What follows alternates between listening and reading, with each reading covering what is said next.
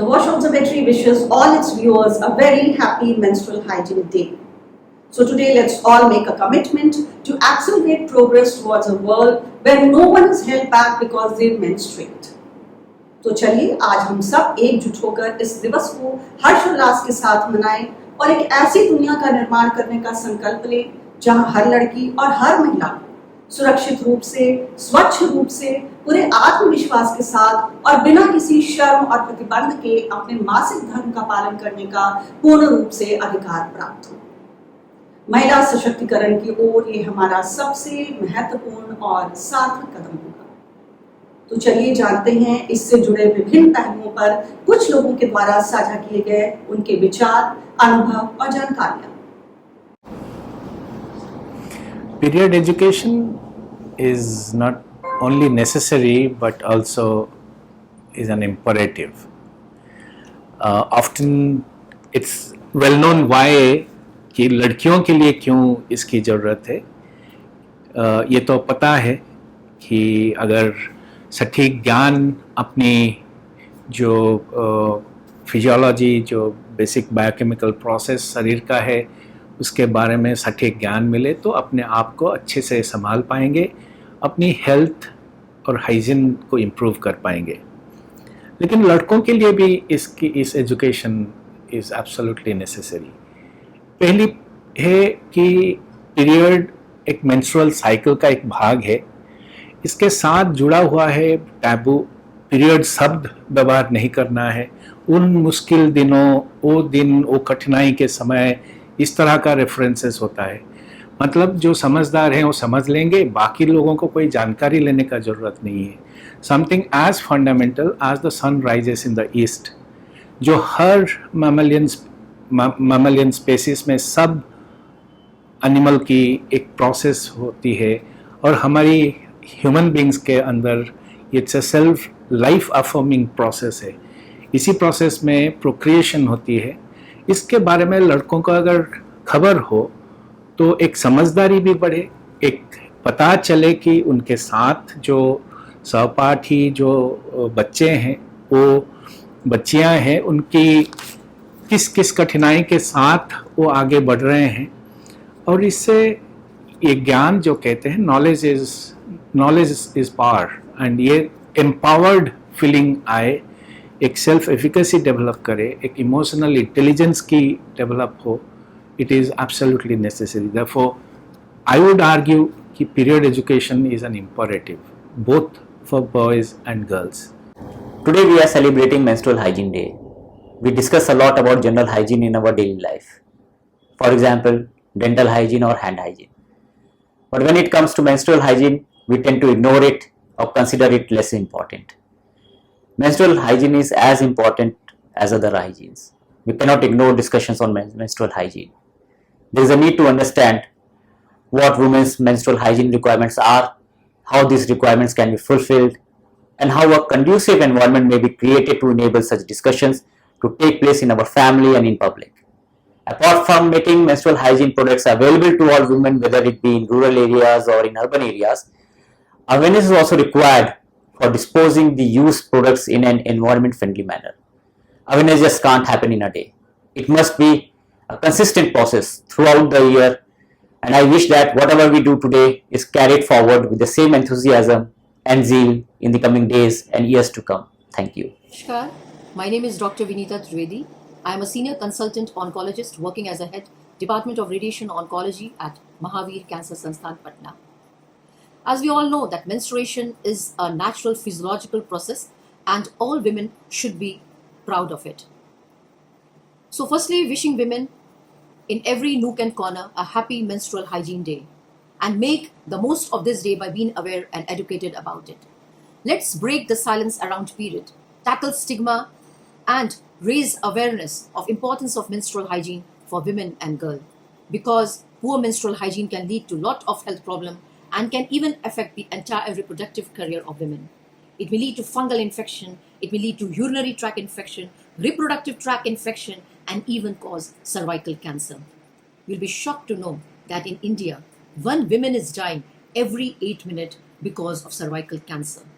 Breast cancer is the most common cancer in India, but when we talk about rural India, cervical cancer is still the commonest cancer in rural population.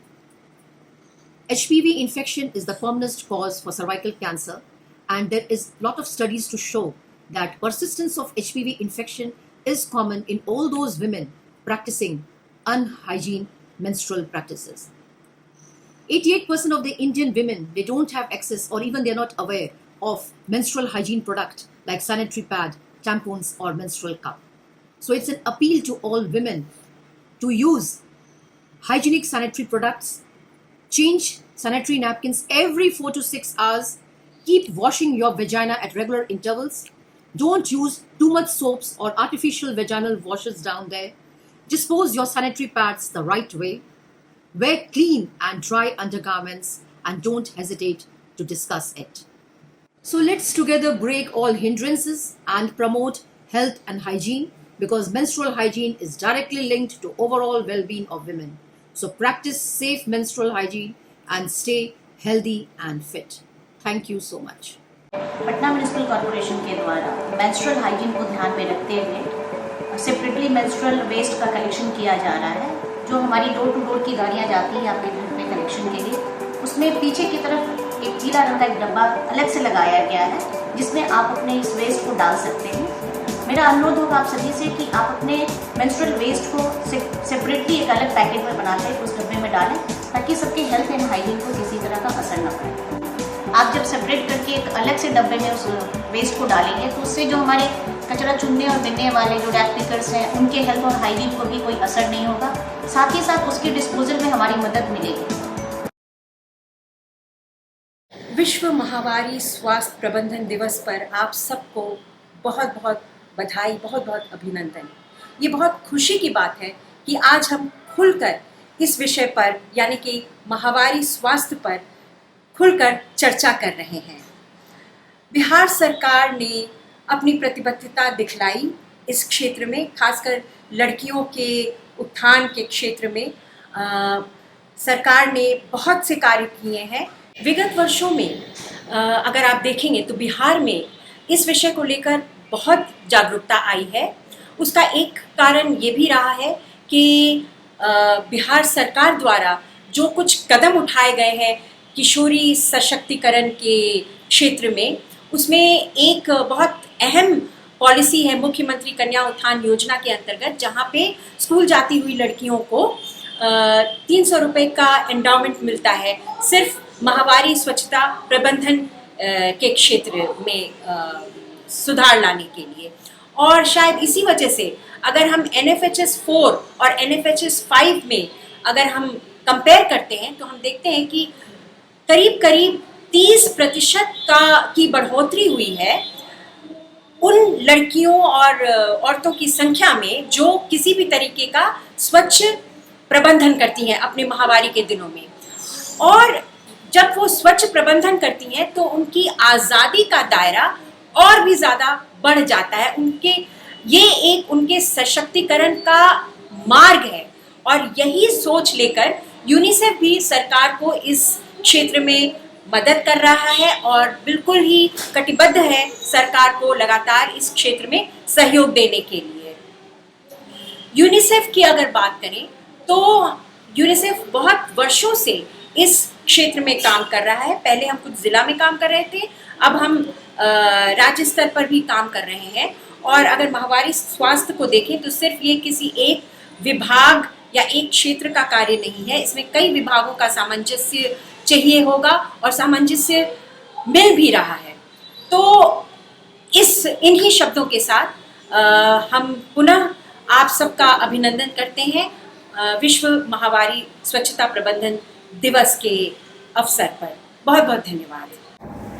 Menstruation is a healthy and natural part of women's being.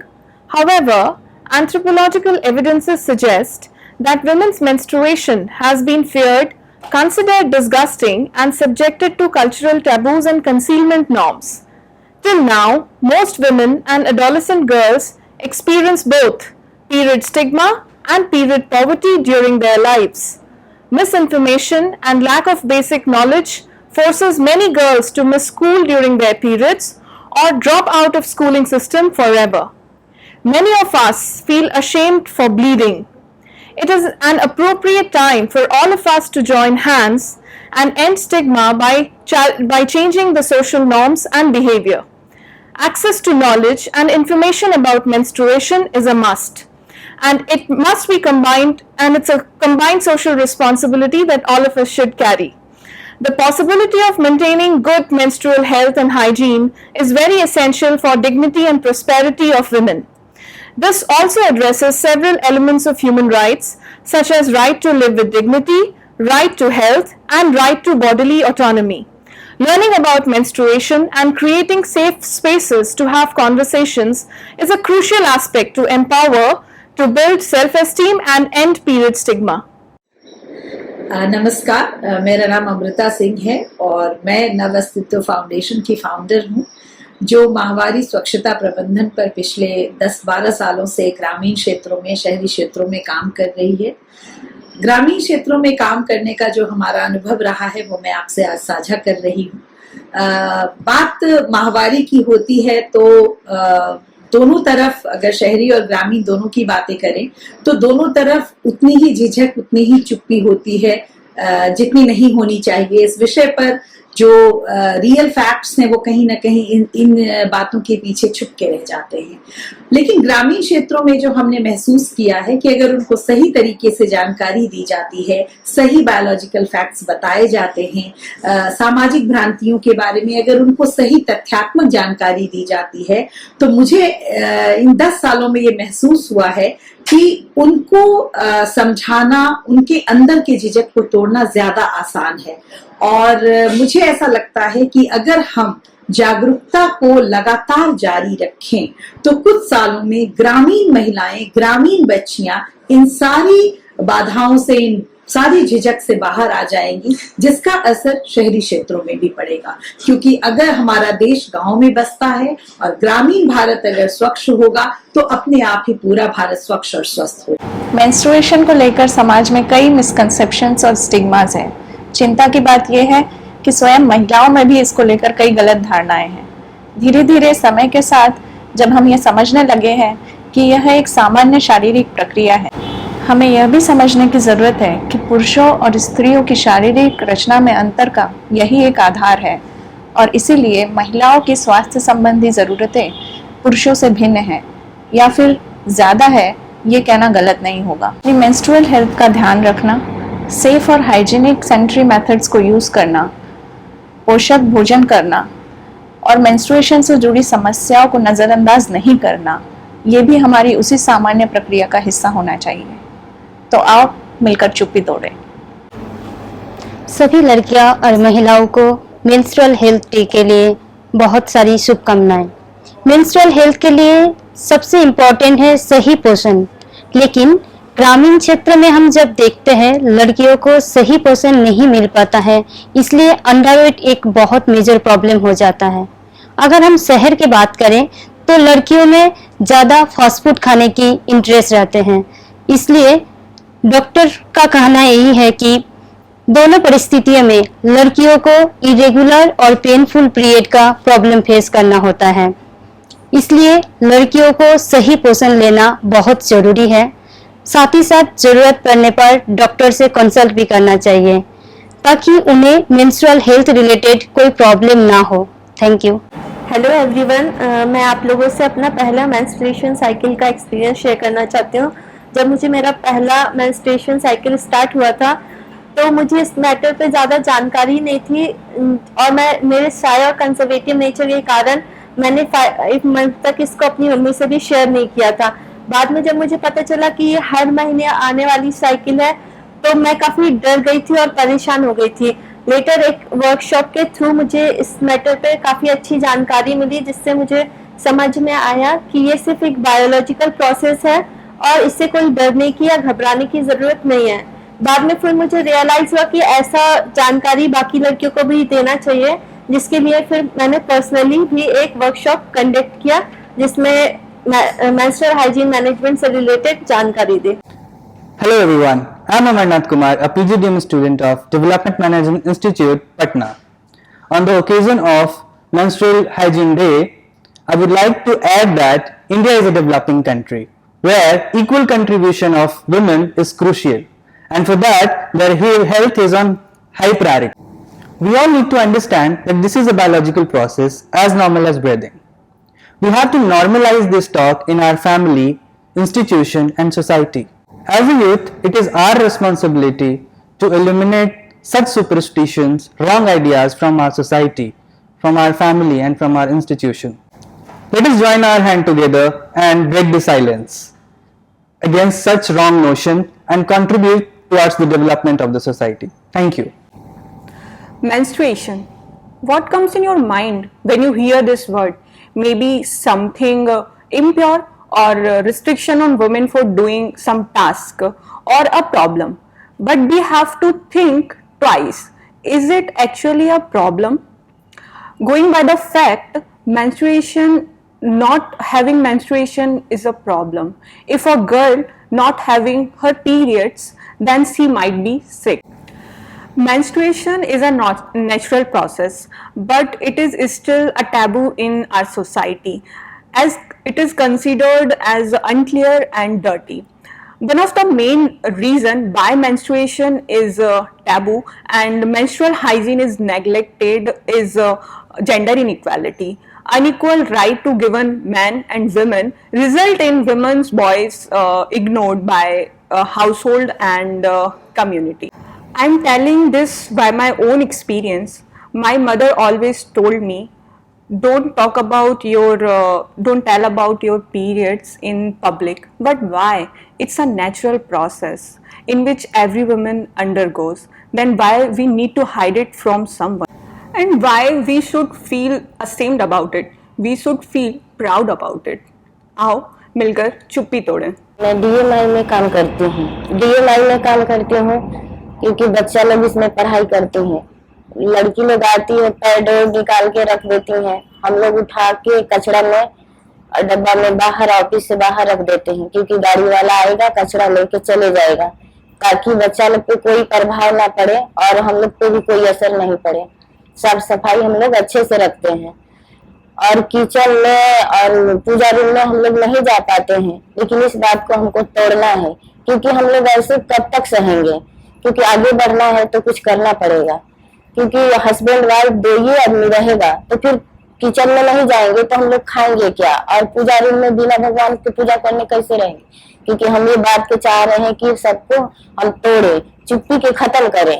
मैं जब महामारी हुआ था शुरुआत में तो हम लोग को पता नहीं चला था कि हम क्या करें, तो जैसे घबरा गए थे तो मेरा गार्जियन जैसे दीदी माँ हुए वो बताई कि नहीं ये होना जरूरी है, क्योंकि ये होना जरूरी है, क्योंकि ये नहीं होगा तो बच्चा भी नहीं होगा और महामारी होना भी जरूरी है। और वो साफ सफाई पर ज्यादा ध्यान देना चाहिए, क्योंकि हम लोग का साफ सफाई रहेगा तब शरीर अच्छा रहेगा और कोई बीमारी नहीं फैलेगा।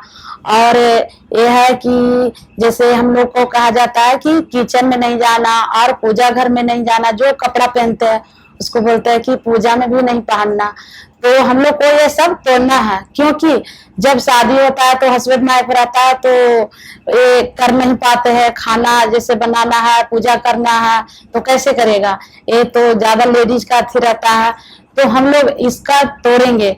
और जब घर में कुछ सामान रहता है तो बोलते हैं कि अशुद्ध हो जाता है, कोई सामान जैसे अचार हुआ, जैसे कोई सामान नया सामान हुआ, वो सब छूना माना होता है।